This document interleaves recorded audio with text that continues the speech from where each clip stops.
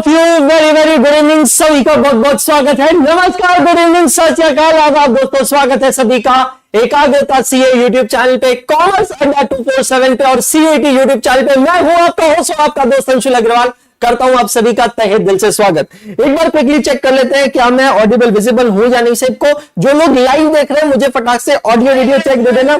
बिल्कुल मैं ऑडिबल भी विजिबल भी, और जो लोग रिकॉर्डेड देख रहे हैं बाद में कोई परेशानी नहीं है, सभी जने फटाफट आ जाएंगे, ज्वाइन कर लेंगे मेरे साथ। यहां पर आज से भैया रेवोल्यूशन चालू होने वाला है। चाहे आप 11th कॉमर्स के स्टूडेंट हो, 12th कॉमर्स के स्टूडेंट हो, चाहे आप सीए एस्पायरेंट हो, चाहे आप सीए नहीं करना चाहते बट सोच रहे हैं, चाहे आप कंपनी सेक्रेटरीशिप कर रहे हैं, चाहे आप कॉस्ट एंड मैनेजमेंट अकाउंटिंग कर रहे हैं, कोई फर्क नहीं पड़ता है बेटा जी। अभी जो मैं यहां पर पढ़ाने वाला हूं वो सबके लिए है। जैसे हीरा है सदा के लिए, वैसे ये सब कुछ भी है सबके लिए। करेक्ट। वॉइस का इशू आ रहा है। एक बार मैं चेक कर लेता हूं मेरे फोन में।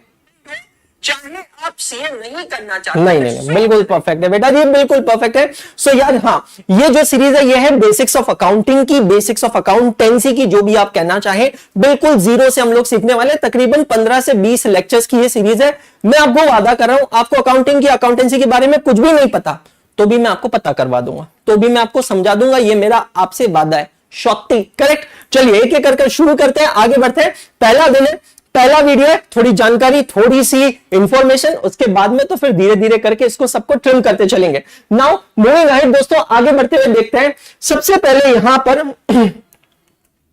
मेरे बारे में मैं आपको बता दूं, मेरा नाम है सीएस अंशुल अग्रवाल। मैंने फर्स्ट अटेम्प्ट में चार्टर्ड अकाउंटेंसी और कंपनी सेक्रेटरीशिप एक साथ क्लियर किया है इन द ईयर 2011। मैं पुणे महाराष्ट्र से मैंने अपना सीए पूरी तरह कंप्लीट किया है। पिछले 12 सालों से मैं सीए के स्टूडेंट्स को पढ़ा रहा हूं। कॉमर्स के स्टूडेंट्स को 11th 12th को मैं पहले पढ़ाया करता था, लेकिन अब नहीं पढ़ाता हूं। मैं एकाग्रता सीए इस प्लेटफॉर्म का फाउंडर हूं, डायरेक्टर हूं। अड्डा 247 पे सीए वर्टिकल का, कॉमर्स वर्टिकल का मैं डायरेक्टर हूं।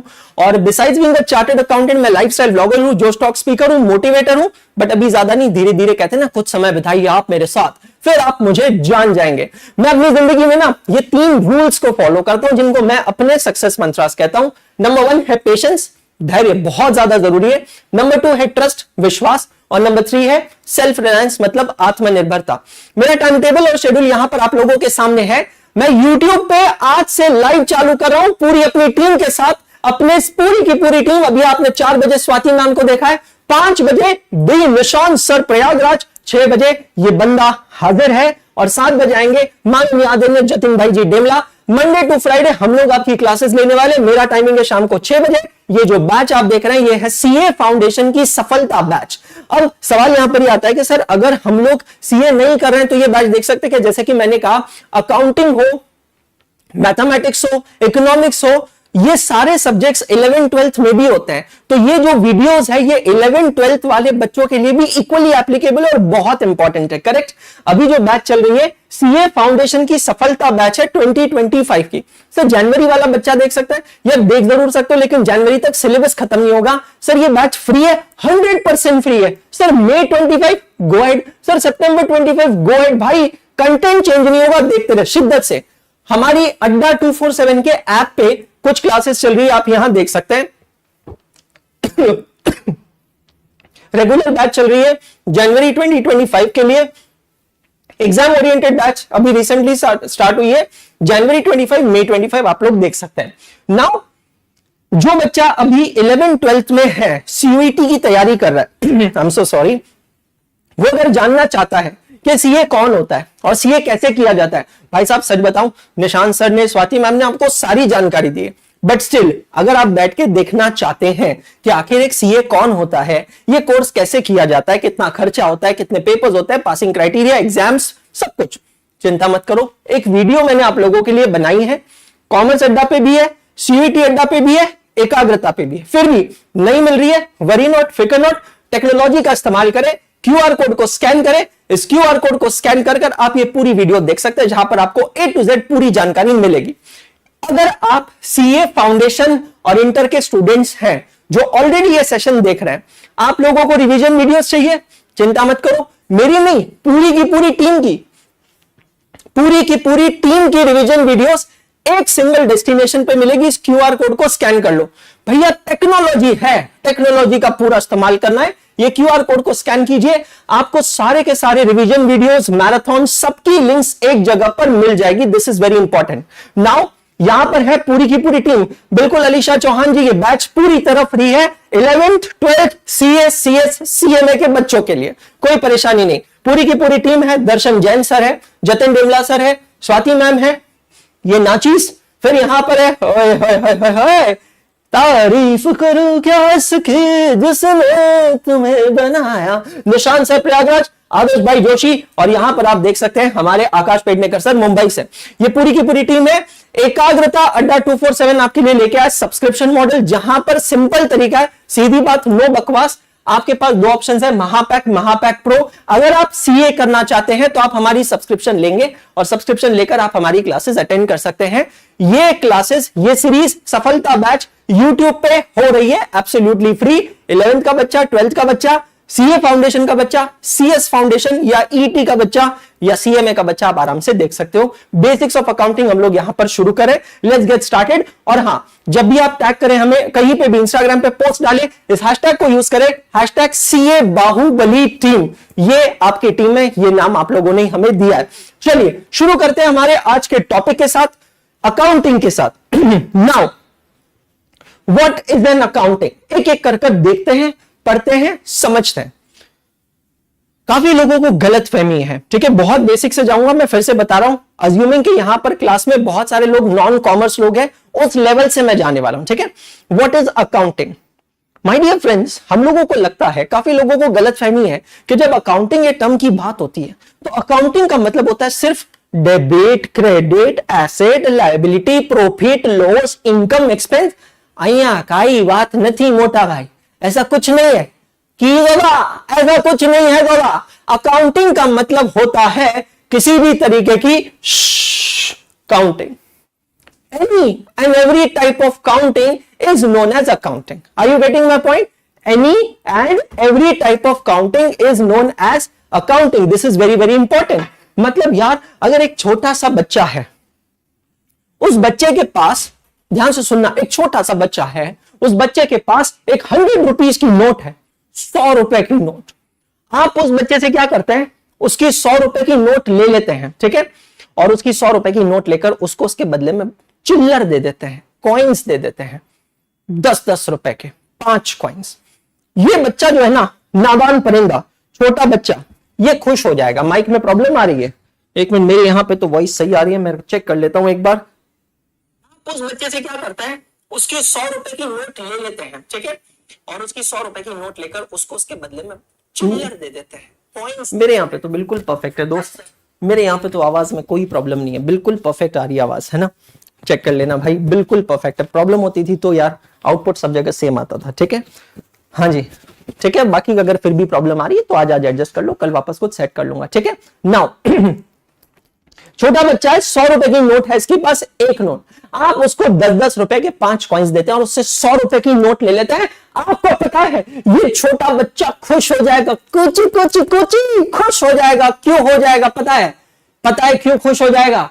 क्योंकि भैया ये बोलेगा कि हमारे भैया ने हमसे एक लिया है और हमको उस एक के बदले 1, 2, 3, 4, 5 दिया है। समझ में आ रहा है?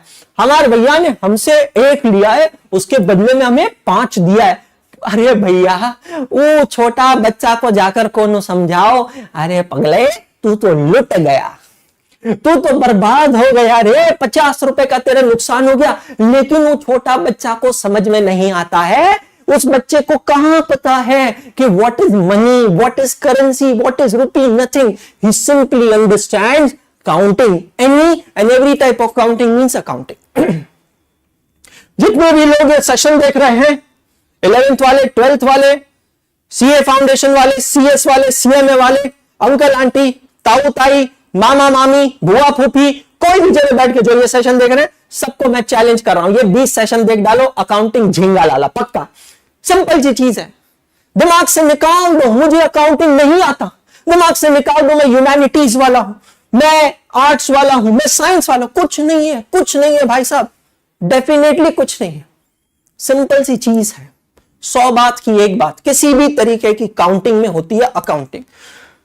ठीक है सर, ये तो बात आपने सही कही है, any type of counting is accounting. हमने हमारे दिमाग से निकाल दिया, एसेट, लायबिलिटी, इनकम, एक्सपेंस सब कुछ निकाल दिया। Now what, I will tell you, accounting का जो इतिहास है ये आजकल से नहीं जुड़ा है। लोगों को लगता है कि अकाउंटिंग का इन्वेंशन अभी हुआ होगा। अरे सर, वो अभी जीएसटी आया है 2017 में, तब से अकाउंटिंग का जरूरत पड़ा होगा। ऐसा नहीं है सर, आजादी के बाद अकाउंटिंग आया 1947 में, ऐसा नहीं है। तो सर आखिर ये अकाउंटिंग आया कब? Since when do we have this accounting? My dear friends, ये अकाउंटिंग जो है ये कई टाइम पहले से आ रहा है। मैं आपको बता देता हूं एक ब्रीफ डिस्कशन। 5000 बीसी में एंशियंट रिकॉर्ड कीपिंग मिली थी मेसोपोटामिया में। Can you believe? ग्रीस में एंशियंट रिकॉर्ड्स। उस जमाने में ना ही बार्टर सिस्टम था, ना ही करेंसी थी, लेकिन व्यापार चलता था, धंधा चलता था। हम यहां पर ग्लोबल सिनेरियो की भी बात करेंगे और हम यहां पर इंडियन सिनेरियो की भी बात करेंगे। व्यापार और धंधा मतलब क्या है? छोटी सी चीज है, मेरे पास कुछ है, तुम्हारे पास कुछ और है, मुझे वो चाहिए और तुम्हें ये चाहिए। How do we exchange? What is the meaning of barter system? Simple terms है, समझ लेते हैं। बार्टर सिस्टम का मतलब होता है exchange of goods and services. तो पुराने जमाने मतलब कितने पुराने, ये देख लो ना, डेट्स लगा दी, इतनी पुराने जमाने में, ठीक है, इतने पुराने जमानों में जब कहीं पर भी किसी भी तरीके से करेंसी नहीं हुआ करती थी, there was no currency at all, कहीं कोई करेंसी नहीं थी, तो क्या लोग आपस में व्यापार नहीं करते थे? बिल्कुल करते थे। आप जानना चाहते हैं तो you can see movie Jodha Akbar, आप जानना चाहते हैं तो यू कैन सी मूवी लगान, आप जानना चाहते हैं you can see what is that movie Mohenjodaro. कई सालों पहले, कई सदियों पहले धंधा, रोजगार, बिजनेस तभी भी हुआ करता था, आज भी होता है। तो मेसोपोटामिया में मतलब ग्रीस में माय डियर फ्रेंड्स कुछ रिकॉर्ड्स मिले। ये रिकॉर्ड्स किस चीज के थे कि उस जमाने में, मतलब किस जमाने में, 5000 बीसी में जो राजा हुआ करते थे वो राजा अपनी प्रजा का रिकॉर्ड रखते थे। अब यहां पर एक बहुत ही ब्यूटीफुल डिस्कशन पे मैं आता हूं, मुझे आप लोगों के साथ एक डिस्कशन करना है यार, बहुत इंपॉर्टेंट है, ठीक है। मैं वेरी स्ट्रिक्ट टीचर, बस इस चीज का ध्यान रखना। पुराने जमाने में जो राजा होते थे, किंग होते थे, यार मुझे एक बात बताओ, एक चीज समझाओ, ये राजा काम क्या करते थे? इनकी कोई फैक्ट्री होती थी? नहीं। ये कोई जॉब करते थे? नहीं। ये सैलरी लेते थे? नहीं। राजा की इनकम तो नहीं होती थी। फिर ये राजा अपनी इतनी बड़ी प्रजा को संभालते कैसे थे? एक राजा अपनी पूरी प्रजा को मेंटेन कैसे करता था? एक राजा को क्या क्या चाहिए भाई साहब, क्या नहीं चाहिए ये बताओ? प्रजा को मेंटेन करने के लिए राजा को यहां पर चाहिए सोल्जर्स, राजा को चाहिए होते हैं weapons. Are you getting my point? राजा को चाहिए सोल्जर्स, राजा को चाहिए वेपन्स, राजा को सोल्जर्स को सैलरी देनी पड़ती थी। बट सर हम तो उस जमाने की बात कर रहे हैं जब तो करेंसी थी नहीं, नो पैसा, नो हनी, नो मनी। तो यार होता कैसे था? फिर ये सोल्जर्स क्यों जॉब करते थे? मुझे समझ में नहीं आ रहा है, बिल्कुल ब्लैंक हूं मैं। पुराने जमाने में राजा क्या करते थे? पहली बात, राजा कुछ नहीं करते थे। राजा used to, number 1, maintain their, ढंग से चल नहीं रहा है, राजा used to maintain their kingdom and राजा used to expand their kingdom. बहुत इंपॉर्टेंट है, पुराने जमाने में राजा क्या करते थे? एक तो अपनी किंगडम को मेंटेन करते थे और दूसरा अपनी किंगडम को एक्सपैंड करते थे। मतलब क्या? एक प्रांत का राजा दूसरे प्रांत के राजा को गोली मारता था, उस पर हमला करता था। काहे हमला करता था? ताकि उस पर हमला करो, उसको हराओ, अपन जीत जाओ और उसका प्रांत अपने पास लेके आ जाओ, अपना प्रांत बड़ा हो जाएगा। मतलब हम लोगों ने हिस्ट्री में पढ़ा है, हम लोगों ने देखा है कि यार कैसे इंडिया में अलग अलग लोग आए, इवन मेसोपोटामिया वाले भी लोग इंडिया में है ना, पोरस भी इंडिया में आए थे। तो जब इंडिया में आए थे तो इंडिया में आकर पहले एक जगह से रूलिंग करना चालू किया और फिर धीरे धीरे करके अपना प्रोविंस बढ़ाने लगे, ये काम था। लेकिन इन सब के लिए राजा को चाहिए सोल्जर्स, राजा को चाहिए वेपन्स। मेरा सवाल यहां पर आपसे बहुत सीधा है, सीधा सवाल, तीखा सवाल, आखिर ये राजा सोल्जर्स को कैसे पालते थे? क्योंकि उस जमाने में तो करेंसी नहीं हुआ करती थी, there was no currency at all. तो राजा अपने सोल्जर को क्या देते थे? सोल्जर को क्या नहीं लगेगा बेटा, बेसिक जरूरत हो। अरे पैसा मिट गया, मिट गया, अरे प्रभु, हे देवा देवा, उठा ले रे बाबा, जाओ देखी, ठीक है। राजा अपने सोल्जर को क्या देता था? सोल्जर को क्या नहीं चाहिए? सोल्जर सोल्जर सोल्जर को चाहिए रोटी, सोल्जर को चाहिए कपड़ा, सोल्जर को चाहिए मकान। Why was someone serving the king? Because एक सिंपल सी चीज के लिए सर्व करता था, बिकॉज उसको राजा गारंटी देता था रोटी की, कपड़ा की, मकान की। पुराने जमाने की बात कर रहा हूं, जब मनी नहीं हुआ करता था, जब करेंसी नहीं हुआ करती थी, फिर भी राजा के जो सोल्जर्स है, जो आर्मी है, वो आर्मी कैसे चला करती थी, कैसे काम किया करती थी? राजा उन लोगों की केयर टेकिंग करता था, राजा उनकी जिम्मेदारी लेता था। मैं तुम्हारे परिवार की जिम्मेदारी लेता हूं, मैं तुम्हारे परिवार को खाने के लिए रोटी दूंगा, पहनने के लिए कपड़ा दूंगा, रहने के लिए मकान दूंगा, छत दूंगा, दैट्स ऑल, खत्म, और किसी चीज की जरूरत नहीं है। लेकिन अब आता है सवाल, अब आता है सवाल, आखिर राजा के पास कहां से आता था ये रोटी, ये कपड़ा और ये मकान? राजा खुद थोड़ी खेतों में जाके खेती करता था। अब आता है इसका आंसर, ये राजा की होती थी बहुत सारी प्रजा,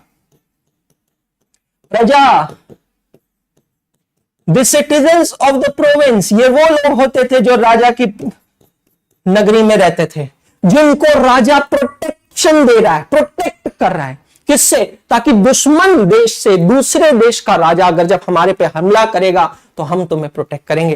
राजा इनको प्रोटेक्शन देता है और इस प्रोटेक्शन के बदले राजा इनसे वसूल करता है लगान। What is the meaning of लगान? लगान का मतलब होता है टैक्स। मितवा सुन मितवा, तुझको क्या डर है रे, ये धरती, याद है ना? लगान, 3 गुना लगान देना पड़ेगा। लगान का मतलब होता है टैक्स। इंटरेस्टिंग। तो ये जो प्रजा है, ये जो प्रजा है, ये खेती करती है, ये जो प्रजा है, ये कपड़े बुनती है, ये जो प्रजा है, ये गाय बैल से, भैंस से दूध निकालती है, ये जो प्रजा है, ये प्रजा अपनी उत्पन्नति से, अपने हार्वेस्टिंग से एक हिस्सा राजा को देती थी, राजा के कोषाध्यक्ष को देती थी। ये शब्द को मार्क किया जाए, क्या शब्द यूज किया मैंने? तो भाई साहब हिंदी में क्या लिखेंगे, ये तो बेइज्जती हो जाएगी। चलो इंग्लिश में लिख देता हूं, ट्रेजरर। कोषाध्यक्ष मतलब ट्रेजरर। ट्रेजरर, कोषाध्यक्ष वो इंसान होता था जो राजा का राजकोष मेंटेन करता था, राजा का पूरा के पूरा खजाना मेंटेन करता था। ये वो इंसान होता था जो प्रजा से रिकवरी का काम करता था। सर क्या इसको अकाउंटेंट कहते? शॉर्टकट मत मार रही, शॉर्टकट मत मार, अभी मैं फीलिंग में आ गया हूं, कैरेक्टर में आ गया, यार निकाल मत यार बाहर, मुझे हिस्ट्री की बात चल रही है अभी, है ना। ये कोषाध्यक्ष वो इंसान होता था जो राजा के खर्चे और राजा की इनकम को मेंटेन करता था रे, मेंटेन करता था। इनकम बोले तो प्रजा से लेने का, खर्चा बोले तो सोल्जर के लिए करने का, खर्चा बोले तो वेपन्स के लिए पैसा कहां से आता था? कोषाध्यक्ष फाइनेंस करता था। और ये तो नेक्स्ट लेवल चीज है, ये तो अमेजिंग है। मतलब सिस्टम उस जमाने में भी वही था जो आज है, बस नाम बदल गए हैं, वक्त बदल गए हैं, जज्बात बदल गए हैं। आज ये राजा को कहा जाता है गवर्नमेंट, आज ये लगान को कहा जाता है टैक्स। और ये कौन है? ये हम हैं, ये आप हैं, ये मैं हूं, ये हम सभी हैं। Citizens, we the citizen of India, constitution में पढ़ते हैं ना, we the citizens of India, हम भारत के नागरिक हैं, हमें भारत की नागरिकता मिली है। कैसे मिली है? बाय बर्थ मिली है। हम बाय बर्थ इंडियन सिटीजन है। अगर हम इंडियन सिटीजन है तो हमारे कुछ राइट्स है, कुछ ड्यूटीज है, कुछ प्रिविलेजेस है और कुछ रिस्पॉन्सिबिलिटीज है। हमें उसको पूरा करना पड़ेगा। तो ये तो इंटरेस्टिंग है। अरे भैया अभी रुको, पिक्चर अभी बाकी है। ये जो राजा होता था, ये राजा का एक होता था ना प्रधानमंत्री। आपको पता है आज भी हमारे सरकार में है प्रधानमंत्री, जिनको क्या कहते हैं? Prime minister of India, Shri Narendra Modi ji. राजा का पुराने जमाने में कौन होते थे? मुख्यमंत्री। मुख्यमंत्री आज भी है हर स्टेट में मुख्यमंत्री। Every state has a chief minister. पुराने जमाने में राजा के कौन होते थे? गुप्तचर। गुप्तचर कौन लोग होते थे? ये वो लोग होते थे जो दूसरे प्रांतों में, दूसरे राजाओं की नगरी में हमारे जासूस बन के रहते थे। आज क्या है? ISI and raw. टाइगर जिंदा है, एक था टाइगर। रॉ, आईएसआई, ये सब क्या है? गुप्तचर ही तो है। सर ये तो अमेजिंग है। पुराने जमाने में सर राजा का होता था मंत्रिमंडल। आज भी तो है, आज भी तो है कैबिनेट मिनिस्टर्स। यही तो कंसेप्ट है दोस्त। पुराने जमाने में राजा का कोषाध्यक्ष होता था, ट्रेजरर होता था। आज भी तो होता है हमारे देश में फाइनेंस मिनिस्टर निर्मला सीतारमण जी। कसं काय बरं, जेवण करून जायचं की हो भाई साहब। मतलब सदियों से चलता आ रहा है, सदियों से चलता आ रहा है। आज भी क्या चल रहा है? आप ये, मैं आपको रियल फैक्ट बताता हूं, रियल फैक्ट बताता हूं। आप अर्थ का मैप निकाल लीजिए, गूगल मैप कर लीजिए। गूगल मैप खोलने के बाद आप आंख बंद करके किसी भी देश पे नजर, किसी भी देश पे उंगली रख दीजिए, आंख बंद करके, anywhere on the Google map. मैं आपको चैलेंज के साथ बोल सकता हूं उस देश का कहीं ना कहीं इतिहास लंदन के साथ जुड़ा हुआ है। चैट जीपीटी का तो पता नहीं, पर मैंने हिस्ट्री में पढ़ा है कि 74% देशों में यूके ने, लंदन ने राज किया है। आप अगर सोचोगे, थोड़ा दिमाग चलाओगे, तो ये जो है देश लंदन, ठीक है, लंदन इतना रिच कैसे है? What is the exchange currency of London? जरा बताएं मुझे, लाइव चैट में जितने भी लोग देख रहे हैं और जो रिकॉर्डेड देख रहे हैं वो भी बताएंगे। What is the exchange currency of London? What is the currency? UK की करेंसी क्या है? GBP, great Britain pound. Pound बोले तो कैसा दिखता है? पाउंड बोले तो ऐसा दिखता है।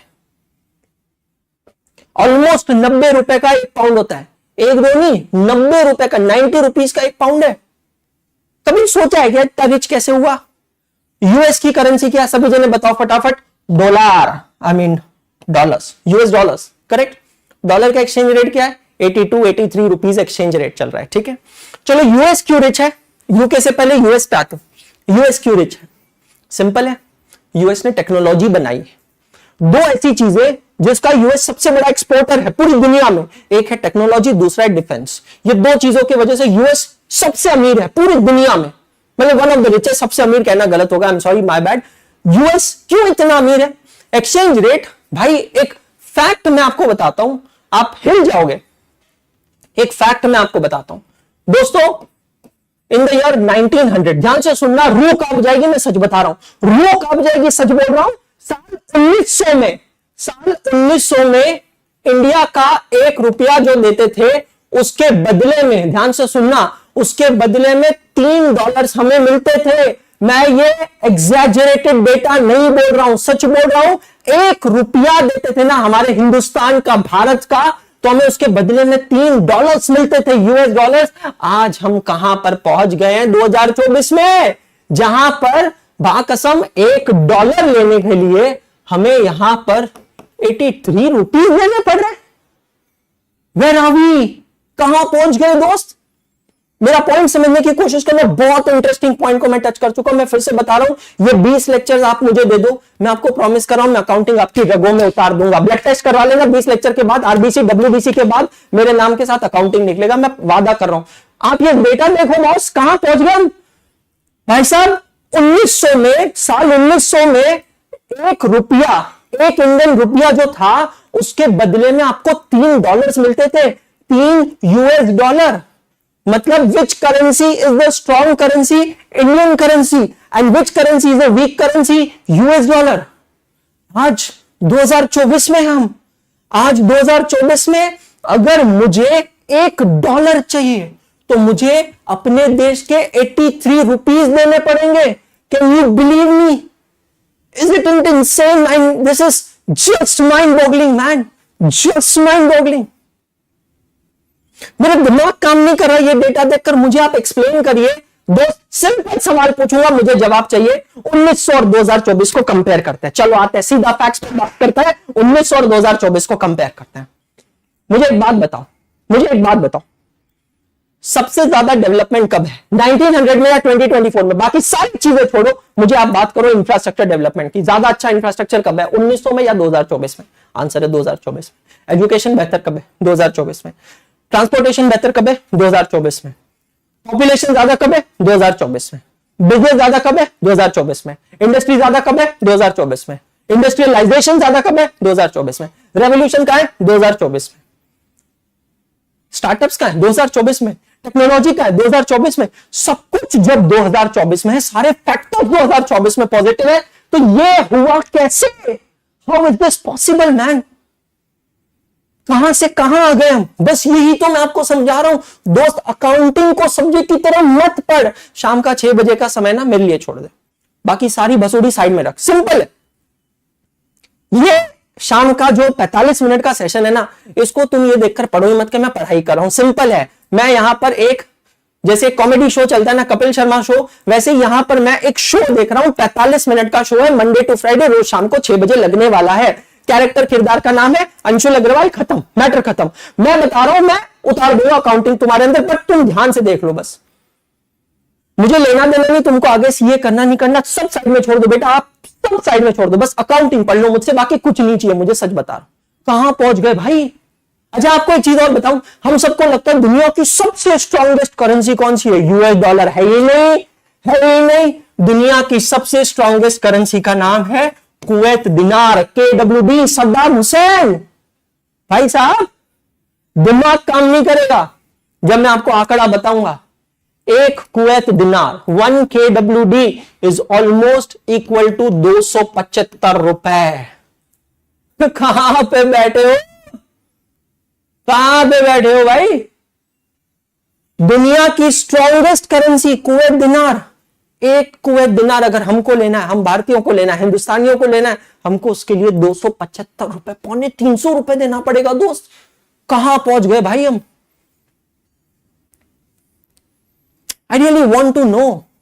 It is a wonderful topic. Please understand. Again, I'm telling you, whatever I'm discussing in these sessions, they are very good topic for you to give presentations in your respective schools. दोस्तों के सामने, teachers के सामने ज्ञान जानने के लिए मैं सच बता रहा हूं।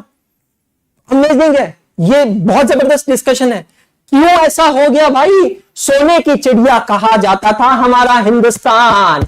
धरती सुनहरी, अंबर नीला, हर मौसम रंगीला, ऐसा देश है मेरा, हाँ ऐसा देश है मेरा। सोने की चिड़िया था मेरा देश। 1900 में 1 रुपए की कीमत $3 थी, क्योंकि विकिपीडिया से जाके पूछ लेना, गंगा मैया की सौगंध। ये 1 रुपए को पता है क्या कहता है विकिपीडिया?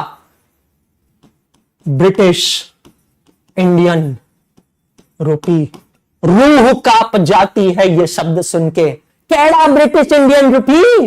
अरे साडा रुपया है, इंडिया दा रुपया है, साडी माती दा रुपया है। केड़ा ब्रिटिश इंडियन रुपी भाई? है कौन सी बात कर रहे हो भाई? चलो निकलो आगे।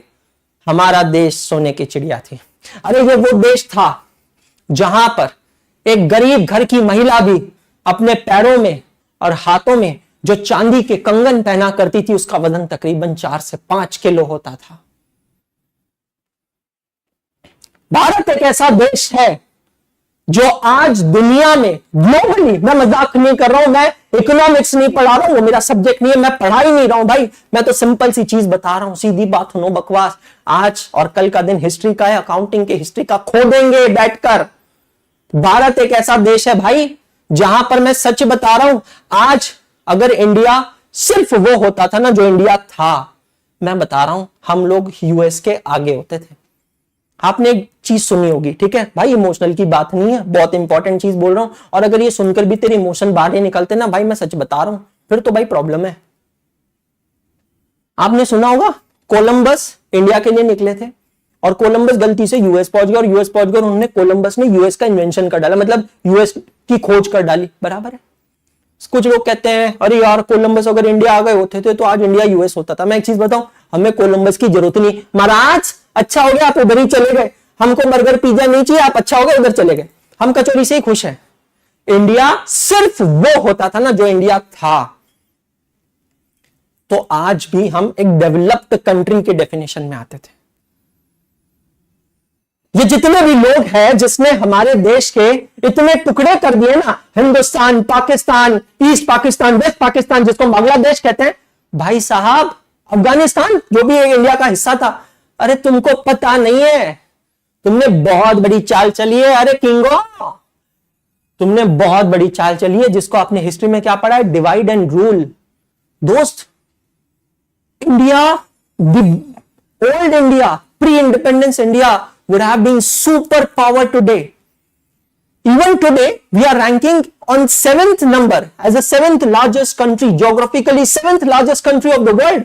Just for a second imagine ना, बाकी सारी चीजें साइड में छोड़ दो, सारा डिस्कशन साइड में छोड़ दो, एक सेकंड के लिए इमेजिन करो पाकिस्तान हमारा है, मतलब साथ में है, ठीक है, अफगानिस्तान हमारे साथ में, बांग्लादेश हमारे साथ में, पूरा हिंदुस्तान एक है। भाई साहब एक बार सोच कर तो देखो, हम 7th लार्जेस्ट की जगह एटलीस्ट मुझे लगता है 2nd या 3rd लार्जेस्ट कंट्री होते थे पूरे विश्व में, 2nd और 3rd पे होते थे ज्योग्राफिकली।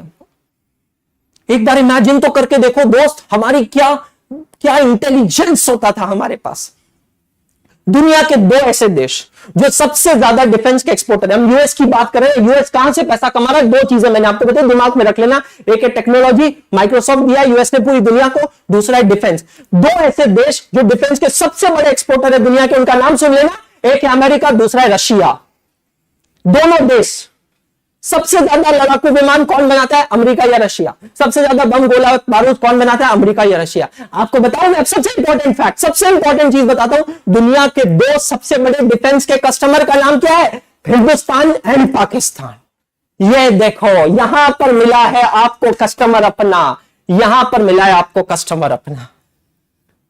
भैया एक चीज समझ लेना, ये जितने भी देश हैं, चाहे तुम कितना भी समिट बना लो, चाहे तुम कितना भी कुछ भी कर लो, एक चीज समझ लेना, दुनिया कभी नहीं चाहेगी, दुनिया कभी नहीं चाहेगी कि हिंदुस्तान, पाकिस्तान, बांग्लादेश ये सब एक हो, क्योंकि यही तो सबसे बड़े कस्टमर बन के बैठे हैं इन देशों के। भैया एक गोली सरहद पे, जब एक गोली चलती है ना, चाहे हिंदुस्तान से पाकिस्तान के लिए चले या पाकिस्तान से हिंदुस्तान के लिए चले, दोस्त जब एक गोली चलती है ना, 350 रुपया खर्चा होता है, 350 रुपया। हजारों लाखों गोलियां चलती है, सोचो कहां से आती है ये गोलियां, बमगारू कहां से आता है, यूके, यूएसए और रशिया से। कैसे बने इतने अमीर, 2 सबसे बड़े कस्टमर्स मिलेंगे। अरे अगर अखंड भारत होता था ना, तो बात ही कुछ और होती थी। कौन खरीदता था इनके गोले, बम बारूद, कोई नहीं खरीदता था, कोई नहीं खरीदता था। यूएसए की हम बात करते हैं, यूएसए इतना रिच है, oh my God, you know that's such a wonderful lifestyle, we live in New York, you know, yeah, we have got JW Marriott, we got Coca-Cola, we got Domino's, काय तुझ्या आईला सांगते काय, आमचा हल्दीराम बरं रे बाबा, काय व्हाट इज, कुछ नहीं है बॉस, कुछ नहीं है, कस्टमर है, कस्टमर ढूंढा है। हम कभी नहीं चाहेगा, ये समझ लेना दोस्त, कोई कभी नहीं चाहेगा कि ये जो एशियन कंट्रीज है ना ये एक साथ आए कभी नहीं चाहेगा, इनका कस्टमर चला जाएगा। सवाल आता है ब्रिटेन इतना रिच कैसे? ब्रिटेन में कोई खास प्रोडक्शन नहीं होता, let me tell you. Britain में कोई खास टेक्नोलॉजी नहीं बनती। आप टेक कंपनी का नाम लीजिए, यूएस के साथ कनेक्शन आपको मिलेगा। I already told you about the defence sector, Russia and USA. तो ब्रिटेन में है क्या? मैं आंसर देता हूं, ब्रिटेन एक ऐसा देश है जो 74% कंट्रीज ऑन दिस अर्थ पे जाकर राज करके आया। यह एक ऐसा देश है जो पूरी दुनिया को लूट लूट कर अमीर बना है। यह देखो आपके सामने नतीजा है दोस्त। सोने की चिड़िया कहा जाने वाला मेरा भारत, आपका भारत, हमारा भारत जो है उसको गरीब करके छोड़ा है। क्या करके आया था इंडिया में? क्या करने आया था इंडिया में? ट्रेड करने आया था ना। ईस्ट इंडिया कंपनी के नाम से इंडिया में क्या करने आया था? ट्रेड, धंधा करने आया था, बिजनेस करने आया था ना। क्या करके गया है? कैसे करके गया है? क्यों करके गया है? सलमान खान की एक मूवी आई है इसके ऊपर, मेरे को नाम नहीं याद आ रहा यार उसका। सुरीली अखियों वाले, सुना है तेरी अखियों से बहती है नींदें, और क्या नाम है यार उस मूवी का? मैं भूल गया हूं, चैट में बताओ ना यार नाम क्या है। सलमान खान जरीन खान की एक मूवी है, वो मूवी में दिखाया है क्या किया क्या है हम लोगों के साथ। डिवाइड एंड रूल बॉस, ये अकाउंटिंग से जुड़ा है। मैं फिर से कह रहा हूं, पढ़ाई कर रहे हो ये सोचो ही मत, शाम का 6 से 6:45 का टाइम मेरा है, दैट्स ऑल। सिंपल सिंपल है, और कुछ नहीं चाहिए मुझे। नाम क्या है यार उसका मूवी का? मेरे को नाम नहीं, वीर वीर या क्या नाम है, समथिंग लाइक दैट। मूवी में दिखाया है हमारे यहां धंधा करने आए, धंधा करते करते हमारे यहां पे उन्होंने हॉटस्पॉट आइडेंटिफाई किए कि ऐसे कौन से राजा बैठे हैं हमारे यहां पे जो बड़ी बड़ी प्रजाएं चला रहे हैं। एक वीर नाम है मूवी का, उत्कर्ष ने कहा वीर नाम है, बिल्कुल सही है उत्कर्ष भाई। एक राजा को दूसरे राजा के खिलाफ भड़काया, उन दोनों को झगड़वाया। देखो खुद का कोई खर्चा नहीं, डिफेंस पे भी खर्चा नहीं किया भाई साहब, दिमाग चलाए। जो देखो एक प्रांत के राजा को दूसरे प्रांत से झगड़ाया, वेपन इसका लगेगा, सोल्जर इसका लगेगा, गोलियां इसकी चलेगी, खून इसका निकलेगा, लेकिन काम किसका होगा? काम होगा क्वीन एलिजाबेथ का। भाई साहब क्या दिमाग चला है भाई। डिवाइड एंड रूल को समझो दोस्त, समझने की कोशिश करो। ये जो डेफिनेशन हमको दिए ना, आपने भी पढ़ी होगी, a company is an artificial person. अबे सही डेफिनेशन दियो तुम ना, यूके वालों एक ही चीज ढंग की कियो, कंपनी की डेफिनेशन दियो, a company is an artificial person. और आपको पता है ये आर्टिफिशियल पर्सन में दिल नहीं होता है, ये आर्टिफिशियल पर्सन में सिर्फ दिमाग होता है, कंपनी राज होता है। ये शब्द आप लोगों ने सुना होगा। एक राजा को दूसरे राजा से लड़ाया, बिना किसी खर्चे के जनता आदि कर दी, पॉपुलेशन आदि कर दी। जब दो राजा के बीच में लड़ाई चलती थी, खुद वहां पर ऊपर कमेंट्री बॉक्स में बैठकर देखा करते थे, वाह this so nice, this is amazing. और इस राजा को सुपर पावर बनाया। सुपर पावर बनाकर क्या किया? वीर मूवी में सारी चीज दिखाई। बेटा होमवर्क ले लेना मेरी तरफ से, आज का होमवर्क है आप लोगों के लिए, सलमान खान जरीन खान की वीर मूवी देख लेना। अब ये राजा को अपने इन्फ्लुएंस में ले लिया। इन्फ्लुएंस में लेकर क्या किया? राजा से कहा चलो बेटा हम आपको लेकर चलते हैं लंदन।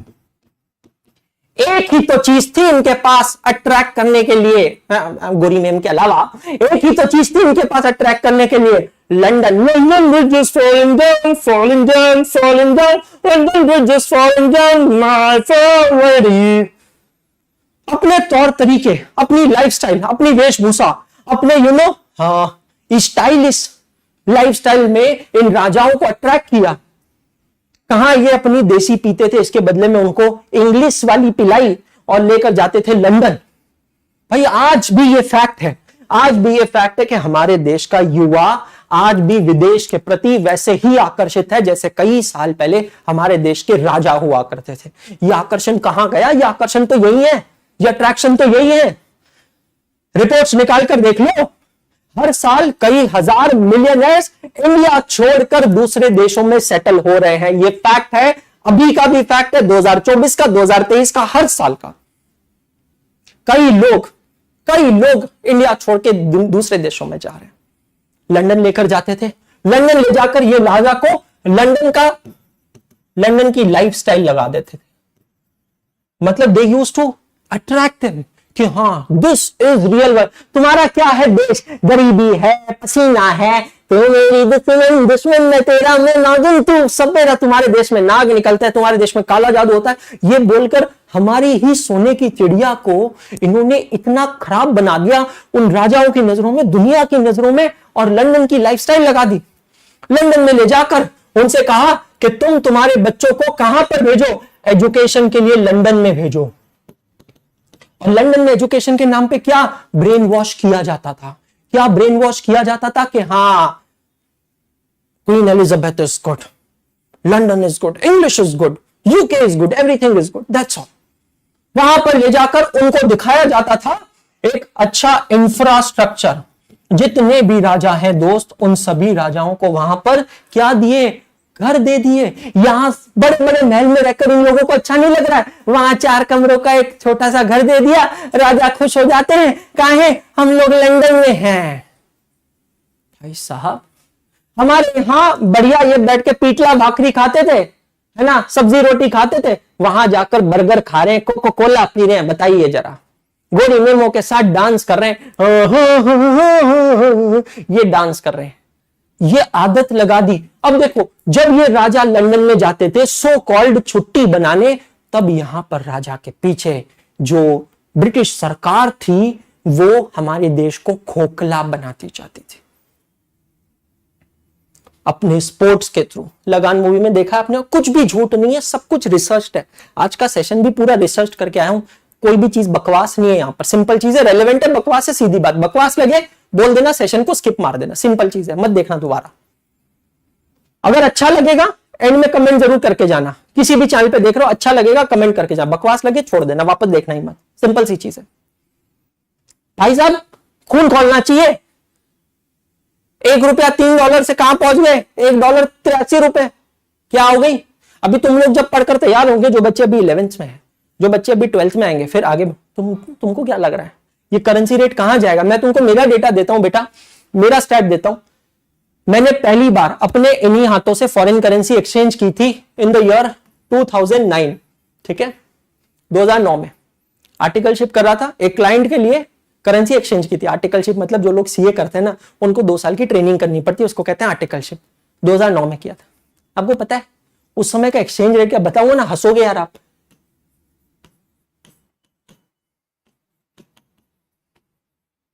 क्या है?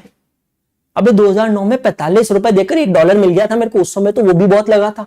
45 रुपए देकर $1, आज कहां पहुंच गए हम? 83 रुपए पे। आप लोग जब मेरी जगह पहुंचोगे ना, सीए बन जाओगे, मतलब जो भी कुछ बन जाओगे, सीए अगर बन जाओगे, जो भी कुछ बन, आप लोगों को क्या लगता है ये क्या भाई साहब ये 100 क्रॉस कर चुका होगा?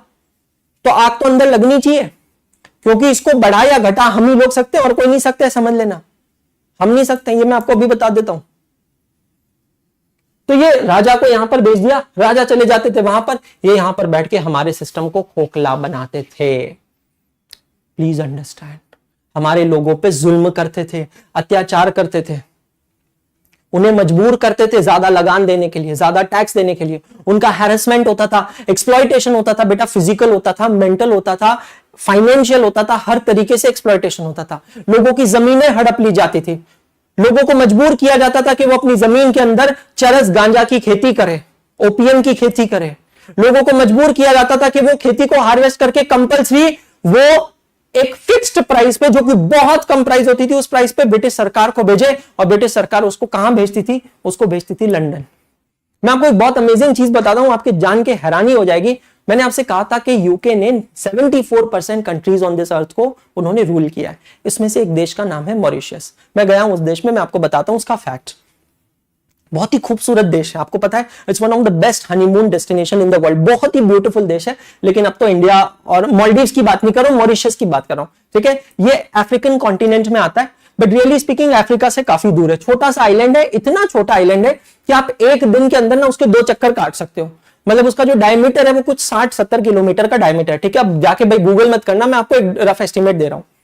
मॉरिशस की एक्सचेंज करेंसी इंडिया से डबल है, मतलब आप इंडिया का 2 रुपया दोगे तो मॉरिशस का 1 रुपया मिलेगा। अब मैं वहां देश पे पहुंचा, मैंने कहा भाई साहब ऐसा है क्या? इतना सा देश, 60 किलोमीटर का देश, और इतने से देश में इतना अच्छा क्या है, इतना डेवलपमेंट क्या है कि हमारे देश के 2 रुपए देने पर वहां का 1 रुपया मिलता है। मैंने कहा कुछ तो बहुत भारी होगा वहां जाकर, मतलब ऐसा भारी कुछ ऐसा इंडस्ट्रियलाइजेशन, एक्सपोर्ट कुछ तो होगा। मैंने जाकर पता किया, मैं आपको सच बता रहा हूं, मैंने जाकर पता किया मॉरिशस में है क्या। मैं 15 दिन मॉरिशस में रुका, ठीक है, मैं सच बता रहा हूं, मॉरिशस में कुछ नहीं है। मॉरिशस में कुछ नहीं है। वो पूरी कंट्री, वो पूरे देश पे सिर्फ 4 फैक्ट्री है, और 4 फैक्ट्री किस चीज की है? शक्कर की है। भाई साहब, मैंने कहा भाई साहब कुछ तो बहुत भारी फैक्ट्री होगी, कुछ तो बहुत ही एकदम 30 मार खा शक्कर निकलती होगी वहां से, जो पूरी दुनिया में जाती होगी ये वो। फिर मैंने रिसर्च किया वहां पे जाकर, 15 दिन था ना वहां जाके रिसर्च किया कि भाई है क्या। तो पता चला कि मॉरिशस में एग्रीकल्चर के नाम पे सिर्फ शुगर केन उगाया जाता है, और ये जो शुगर केन है, ये शुगर केन को उन 4 फैक्ट्रियों में प्रोसेस करके उससे शक्कर बनाई जाती है। और वो जो शक्कर बनती है ना वहां से, वो शक्कर मॉरिशियस वाले खुद भी इस्तेमाल नहीं करते हैं। मतलब मजाक की बात यह है कि मॉरिशियस देश खुद के खाने के लिए शुगर भी इंडिया से इंपोर्ट करता है और खुद जो शुगर बनाता है वो शुगर लंदन एक्सपोर्ट करता है। अबे ये क्या वसूली है भाई, ये कहां पे पहुंचा दिए।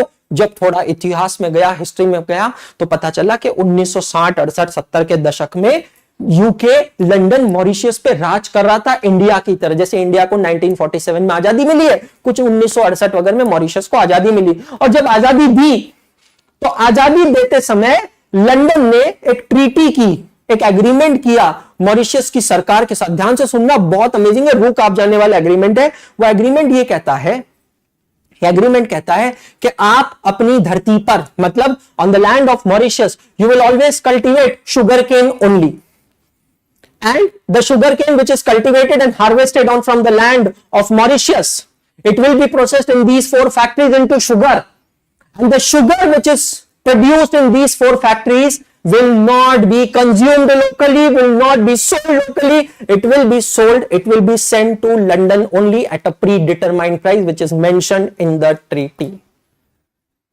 क्या कीमत दे रहे हो यार तुम आजादी की। बैठे बिठाए तुमने तुम्हारा जिंदगी भर का शक्कर का इंतजाम कर लिया है, क्यों अमीर नहीं बनोगे। जा चुका हूं, रह चुका हूं और काम कर चुका हूं लंदन में, इसीलिए बताता हूं London is known as the financial capital of the world. हम इंडिया को, मुंबई को कहते हैं commercial capital of India, right. आर्थिक राजधानी भारत की कौन सी है, मुंबई, बॉम्बे, एमसी मुंबई। वैसे ही लंदन को कहा जाता है financial capital of the world, क्योंकि दुनिया की सबसे बड़ी बैंक लंदन में है। इन्वेस्टमेंट बैंकिंग लंदन में है, बड़े बड़े इन्वेस्टर्स वहां पर जाकर बैठे हैं, यूके में, यूरोप में जाकर बैठे। और ये इतने बड़े कैसे बने, मेहनत की है, मजदूरी की है, खेती बाड़ी की है, फैक्ट्रियां लगाई है, नहीं, दुनिया को लूटा है, दुनिया को लूट कर बड़े बने। और आपको पता है खास बात क्या है, ये जो भी इन्होंने कांड किए हैं ना पूरी दुनिया में, जो भी तांडव मचाए ना पूरी दुनिया में, ये पूरे कांड का इन्होंने हिसाब किताब रखा है, जिसको कहते हैं अकाउंटिंग। वाह, अकाउंटिंग का मतलब क्या होता है, any and every type of counting. भाई साहब समझ में आया। सो भाइयों बहनों देवियों सज्जनों, समय हमारा समाप्त हो चुका है। उम्मीद करता हूं कि आपको आज का लेक्चर अच्छा लगा होगा। मेरी तरफ से पूरी कोशिश कर रहा हूं कि मैं आपके लिए लेक्चर्स एंटरटेनिंग भी बनाऊं। जाने से पहले फिर से मैं आपको बता दूं कि पूरी की पूरी एकाग्रता टीम, बाहुबली टीम यहां पर आप लोगों के सामने है। जो बच्चे 11th में है, 12th में है, सीए कर रहे हैं, सीएस कर रहे हैं, सीएमए कर रहे हैं या कुछ नहीं भी कर रहे हैं, आप लोग हमारे ये बेसिक लेक्चर्स अटेंड कर सकते हैं। मैं यहाँ पे पढ़ा रहा हूँ बेसिक्स ऑफ अकाउंटिंग। हमारा टाइम टेबल है, शाम को 4 बजे लॉ पढ़ाएंगे Swati Agarwal ma'am, I am sorry CS Swati Agarwal ma'am. 5 बजे आपको क्वांटिटेटिव एप्टीट्यूड पढ़ाने आएंगे सीए निशांत कुमार सर। 6 बजे मैं आपको पढ़ाने आऊंगा CS Anshul Agarwal, the subject of accounting. और मैं आपसे कह रहा हूं मैं आपको प्यार करवा दूंगा इस सब्जेक्ट से। और उसके बाद में आपको 7 बजे इकोनॉमिक्स पढ़ाने आएंगे, माइक्रो एंड मैक्रो इकोनॉमिक्स पढ़ाने आएंगे मिस्टर जतिन डेमला सर। ये बैचेस पूरी तरह फ्री है। एकाग्रता सीए यूट्यूब चैनल, कॉमर्स अड्डा चैनल और सीयूईटी अड्डा 24 चैनल पे ये वीडियोस आप लोगों को मिलने वाले हैं। आप इन वीडियोस को जरूर देखें, इसका पूरा फायदा उठाएं। आपको कहीं कोई जिद नहीं है, जबरदस्ती नहीं कि आपको सीए करना ही करना है। जनवरी 25 में जो लोग सीए फाउंडेशन दे रहे हैं, आप लोग अगर जनवरी 25 की प्रिपरेशन कर रहे हैं, मैं आपको बता दूं कि ये वाली बैच में हम जनवरी 25 तक सिलेबस कंप्लीट नहीं कर पाएंगे, लेकिन आप हमारी जनवरी 25 की बैच ले सकते हैं जो अभी स्टार्ट हुई है। एग्जाम ओरिएंटेड बैच है एट जस्ट 5000 रुपीज। आप आएंगे adda247.com पे, ऑल कोर्सेज को क्लिक करेंगे।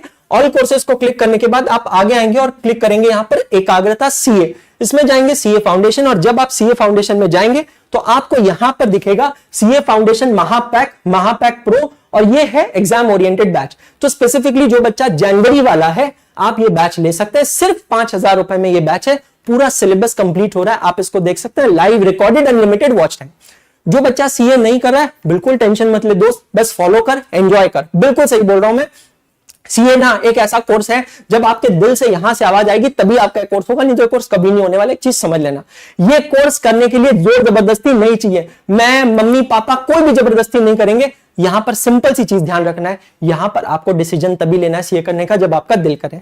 अगर आप May 25 सीए फाउंडेशन एस्पायरेंट है तो सर क्या हमारे लिए पूरा सिलेबस यूट्यूब पे होगा? आई शपथ, मां कसम, देख ले, आंटी भी नहीं है, मैं, Jatin sir, Nishant sir, Swati ma'am, पूरा सीए फाउंडेशन का सिलेबस आप लोगों के लिए यहां पर इसी यूट्यूब चैनल पे कंप्लीट करवाएंगे। ये मेरा आप लोगों से वादा है। और जाने से पहले कहूंगा सिर्फ इतना, पढ़ते रहो, सीखते रहो, आगे बढ़ते रहो, क्योंकि पढ़ना बंद तो सीखना बंद, और सीखना बंद तो आगे बढ़ना बंद। फिर से मुलाकात होगी कल शाम को 6 बजे। जाइएगा मत, क्योंकि Jatin sir is on the way. Thank you so much, good day, शब्बा खैर।